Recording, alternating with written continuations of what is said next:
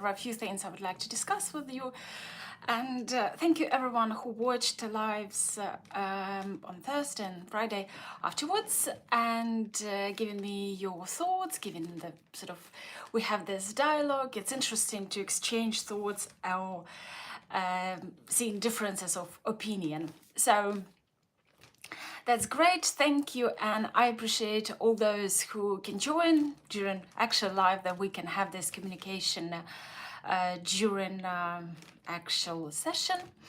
So there are a few things I would like to discuss with you, and there are a few things happening, and interesting. What are your ideas or your thoughts? So first of all,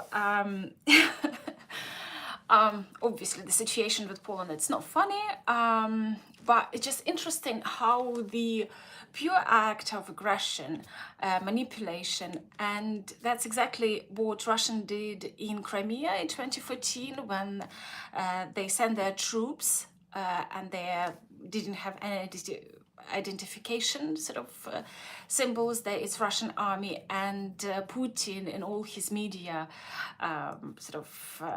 addresses was saying it's not us, we are not there. And then as soon as he got the control on Crimea, he started giving the rewards for returning Crimea home. So that's exactly what happens with the Russian drones in Poland, because you know, the spokesperson Peskov from Kremlin said, "Oh, it's not us. It's not our drones, but it's clearly them." And there's a lot of marking, so it's undeniable that's Russians drones. But today I would like to start with a joke. The joke, not my joke. So Polish Foreign Affairs Minister Radosław Sikorski, he was visiting Kiev these couple of days, and because there's a big YES conference organized by one of Ukrainian oligarchs, Viktor Pinchuk. He does it annually, and many interesting speakers, many former politicians or current politicians or scholars, authors were in Ukraine, and it's quite fascinating how many interesting personalities were there to express their opinion on the subject of Russian war in Ukraine. So Radosław Sikorski, he said that shutting down 4 out 19 drones, it's 100% result. That's in Ukrainian terms. This is how he sees successful operations.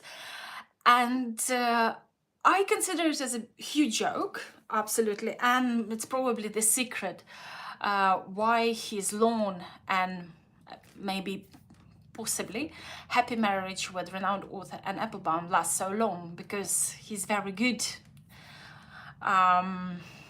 with making jokes and having very good sense of humor. So because it's when Ukraine is under massive attacks, by now, after 3 years of all of this, Ukrainian servicemen managed to do a lot and taken down 95% of drones with their limited capabilities. So, and if Minister Sikorski really thinks this is 100% result in Ukrainian terms, and Polish army is capable of defending Polish sky, then why Polish soldiers come into Ukraine to learn how to deal with these attacks? Or maybe those people whose houses and suffered from the Russian attacks in Poland, how do they feel? How successful was that? Anyway, and on the other continuing this topic with Poland, you know, there's in Romania as well, Russian drones entered that sky, pure act of Russian aggression, it's no mistake. And knowing Putin and his type behavior, I think it's even, you know, it's not even serious argument to say that there was mistakenly 19 times in Poland. How many drones in Romania? There's a couple. Anyway, so there was urgent meeting, UN meeting about this 19 drones in Ukraine's. On the same night in Ukraine, there were dozens of them. We all got used to it as a part of daily life, but it's not, it's 19 in Poland, so it's a different matter. And NATO still looks really weak, and so far they can just talk. But there was interesting discussion, and the representative from Poland during UN meeting. He said a few things which I agree, and one of them is the main point that Russia, as a founding member of the UN, can't be sitting at the table of while simultaneously being the main aggressor in Europe. It's like being a judge on own criminal case. It's not working. It doesn't take us anywhere. It's all wasting time, isn't it? Anyway, I'll leave the links to these videos in the description under this live, and you can watch it yourself and let me know what you think. Would you agree with them? The other thing which I was, I don't know how good your knowledge of Ukrainian, but cat in Ukrainian sounds like Keith.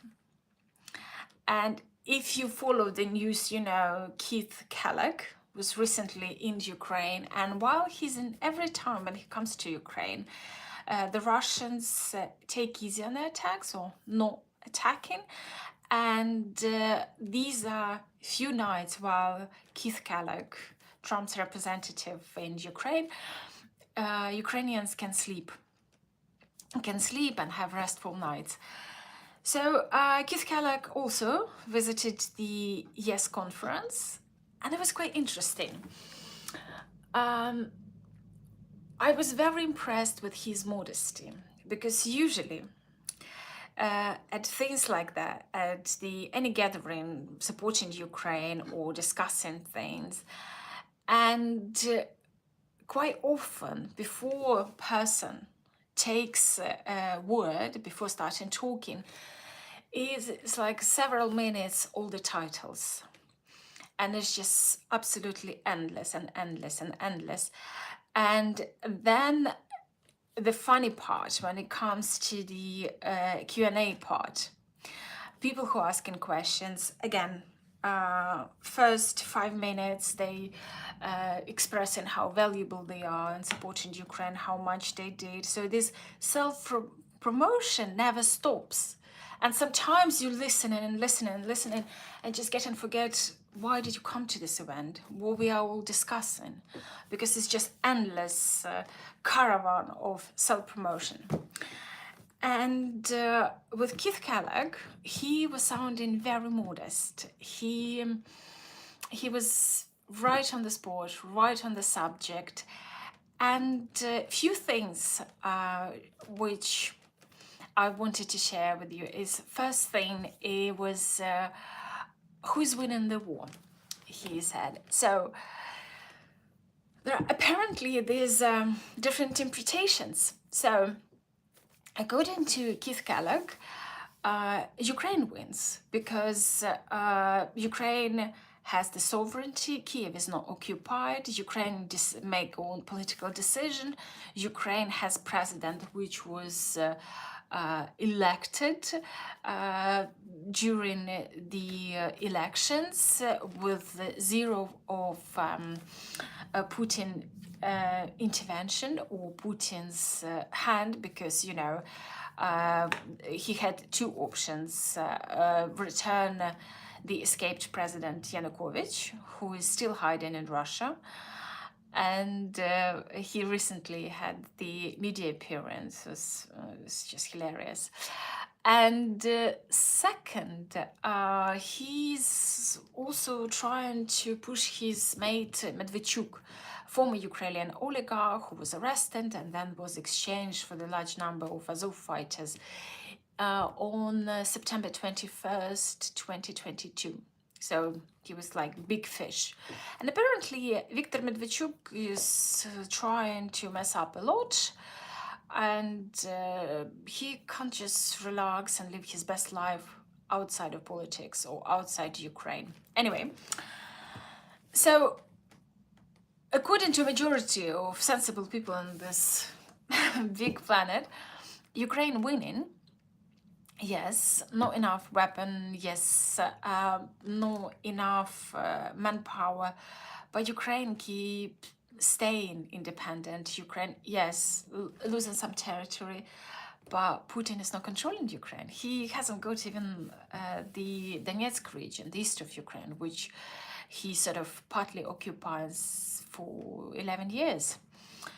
According to Putin, he's winning because for Putin, to waste lives of thousands of own soldiers, Russian soldiers, who staying as dead bodies on Ukrainian fields, thousands of them, and advance 1 or 2 kilometers, this is success for him.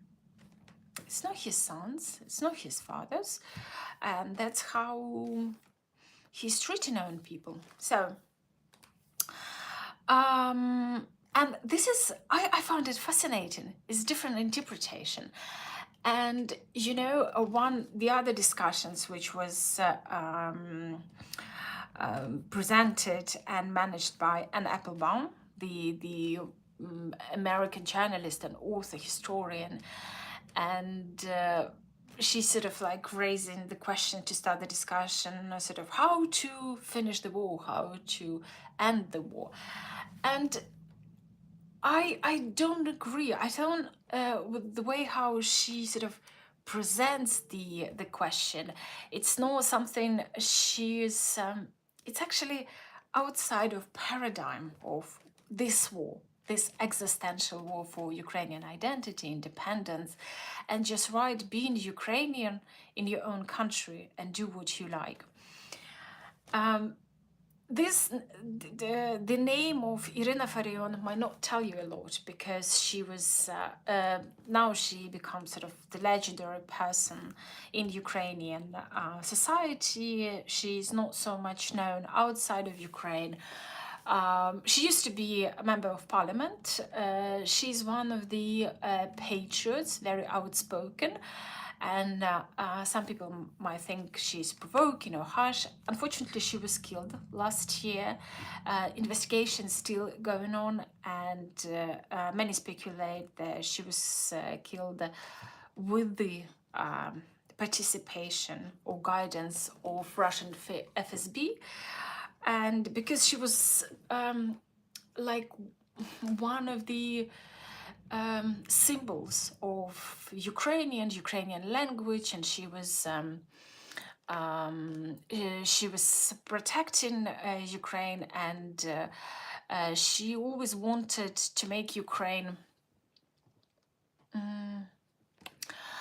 She always wanted to defend Ukrainian language. So she was saying that you can't stop the war. You can win or lose the war. So my question to you, who is winning the war? Or who is losing the war? And how would you understand if Russia wins? What does it mean? What are the attributes of Russian victory? Or Ukraine's winning? Or what are the attributes of Ukrainian, the attributes of Ukrainian victory? Please let me know, and thank you for watching. I'm Jenny Klochko, and have a great day. See you tomorrow.